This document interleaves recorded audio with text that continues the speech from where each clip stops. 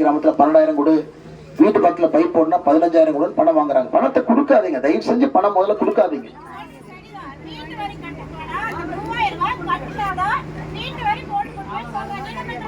கரெக்டுங்கம்மா, அதுக்குத்தான் நீங்க பிஜேபிக்கு ஓட்டு போடணும் நான் சொல்றேன். நீங்க பிஜேபிக்கு ஓட்டு போடணும். பிஜேபிக்கு ஓட்டு போட்டா தானே மத்திய அரசு சார்பா நாங்க பேச முடியும். மத்திய அரசு சார்பா பேசுறதுக்கு யாருங்கம்மா இருக்காங்க? யாருமே இல்லையே.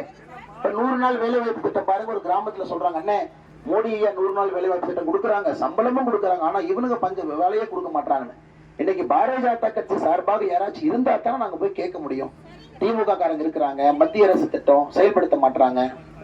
கேளுங்க கேளுங்க கேளுங்க கேளுங்க, அடுத்து லேட்டான பரவாயில்ல, கேட்டு முடிச்சுட்டு சமாதானம் ஆவாங்க. நீ சமாதானமாயி அண்ணே நீங்க அடுத்து போங்க, எலெக்ஷனுக்கு 2 நாள் இருந்தாலும் பரவாயில்ல, இன்னும் 100 கேள்வி இருக்கு, கேட்டு பதில் சொல்லிட்டு போறேன்.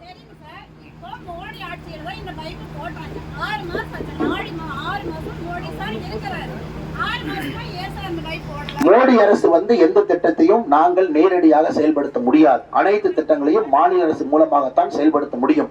இதுதான் அரசியலமைப்பு சட்டம். இங்க இருக்கக்கூடிய மாநில அரசு உலகத்திலேயே ஒரு ஊழல் அரசு இருப்பதை நீங்க தேர்வு பண்ணிருக்கீங்க. 2024 பொறுப்பு நான் இல்லைங்க.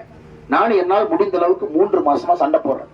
3 வருடமாக கிட்டத்தட்ட 17 ஊழல் குற்றச்சாட்டுகளை வெளியே கொண்டு வந்து வச்சிருக்கேன். நானே தனிப்பட்ட முறையில் 8 கம்ப்ளைண்ட் கொடுத்திருக்கேன். ஊழலை தனி மனிதனாக மாநில அரசுடைய ஊழலை ஏத்துக்கிட்டே இருக்கேன்.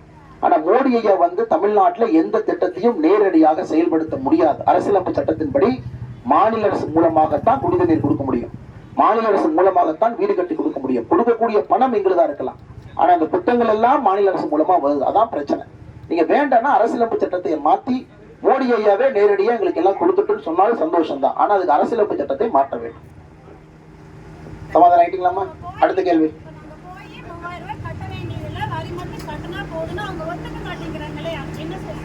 ஊர் மக்கள் எல்லாம் சேர்ந்து நிக்கணுங்கம்மா. உங்களை இப்படியே 100 நாள் வேலை வாய்ப்பு நீ வரலையா, ஸ்டாலின் ஐயா வரும்போது நீ பஸ் ஏறி அவரை பார்த்தா தான் 100 நாள் வேலை வாய்ப்பு இடத்துல உனக்கு வேலை கொடுப்பேன் இல்லைங்களா?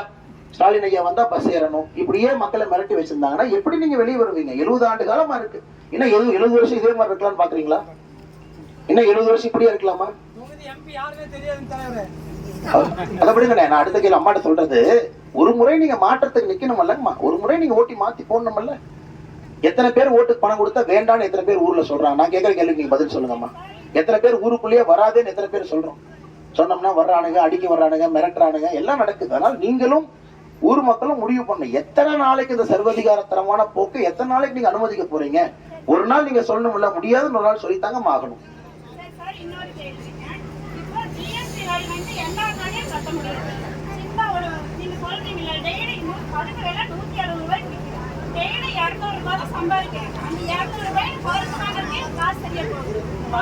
ஜிஎஸ்டி வர்றதுக்கு முன்னாடி வரி இருந்துச்சுல்லங்கம்மா.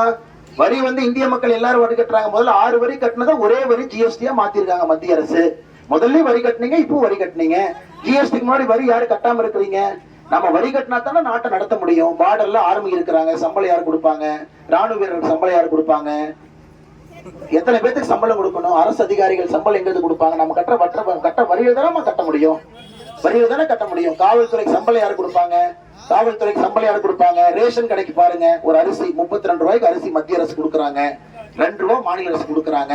இவ்வளவு அரிசி இலவசமா வருது, நம்ம கட்டுற வரிகள் தானே வருது. ரோடு எங்கிருந்து போடுறாங்க? வரி கொடுத்தா தான் ரோடு போட முடியும். இல்ல மோடி ஐயா கொடுக்குற குடி தண்ணீர் கேட்கறீங்கல்ல, நீங்க கட்டுற வரிகள் தானே குடி தண்ணீர் கொடுக்குறோம். இல்ல மோடி ஐயா தனியா நோட்டு பிரிண்டிங் மிஷின் வச்சிருக்காங்களாங்கம்மா? நீங்களும் வரி கட்டணும், நானும் வரி கட்டணும். எல்லாரும் கட்டுற வரியை மோடி ஐயா நேர்மையா நமக்கு செலவு பண்றாங்க. ஜிஎஸ்டிக்கு முன்னாடி 6 வரி இருந்துச்சு, ஜிஎஸ்டி வந்த பிறகு 6 வரி ஒரு வரியா மாறி இருக்கு. இல்லைன்னா நம்ம தப்பு. நம்ம என்ன 10 கேள்வி கேளுங்க, ரெடியா இருக்கு கேளுங்க. என்னை தவிர நீங்க யார்கிட்ட கேட்டாலும் எந்த அரசியல்வாதிக்கும் பதில் தெரியாது. பதில் தெரிஞ்ச ஒரே அரசியல்வாதி நான் தான். அதனால எத்தனை கேள்வி வேணாலும் கேளுங்க, நான் சொல்லிட்டே இருக்கேன். நீங்க உதயநிதி ஸ்டாலின் நிக்க இந்த கேள்வி கேளுங்க, அரை பதில் சொல்றாரான்னு பார்ப்போம். அடுத்த கேள்வி கேளுங்க.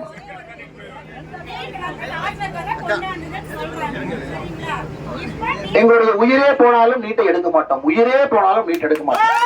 உயிரே போனாலும் நீட் எடுக்க மாட்டோம். நீட் ஏழை மக்களுக்கு நல்லது. முதலாக ஏழை மக்கள் நீட் மூலமாக அரசு மருத்துவக் கல்லூரிக்கு போறாங்க.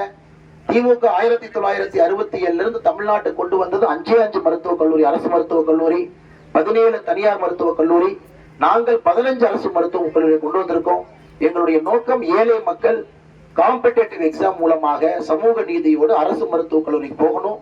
உயிரே போனாலும் நீட்டை மட்டும் எடுக்க மாட்டோம். அப்படி நீட்டை எடுத்துத்தான் நாங்க அரசியல் இருக்க வேண்டும் என்றால் அந்த மாதிரி அரசியல் நாங்க இருக்க போறது கிடையாது. எல்லா மக்களுமே நீட்டை ஏத்துக்கிறாங்க. நீட்டு என்பது எங்களுடைய கொள்கை முழக்கம். கிராமப்புறத்துல ஒரு ஏழை தாயினுடைய குழந்தை நீட்டு மூலமாக மட்டும்தான் அரசு மருத்துவக் கல்லூரிக்கு போகணும்.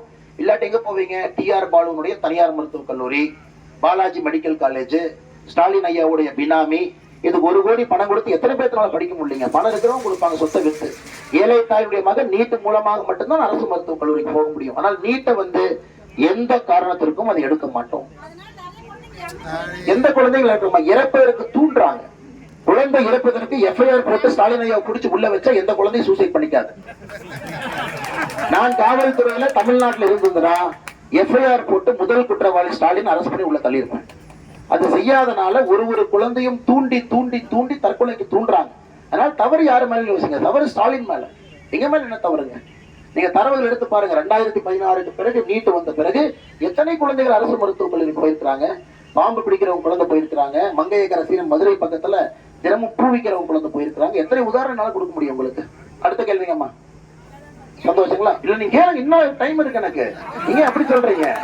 நீங்க கேட்ட எந்த கேள்வி, பொருளாதாரம், சமூக நலம், இந்திய அரசியல், எது வேணாலும் கேளுங்க. நான் வேண்டாம் நான் சொல்றேன். வெளிப்படையான அரசியல்வாதி நான். மத்தவங்க வேண்டான்னு சொன்னாலும் நிறுத்தாதீங்க, கேட்டுட்டே இருங்க.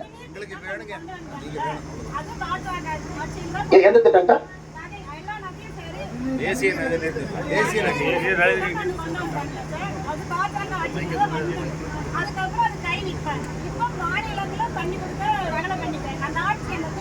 ரெண்டாயிரத்தி 18 காவேரி நதிநீர் மேலாண்மை ஆணையத்தை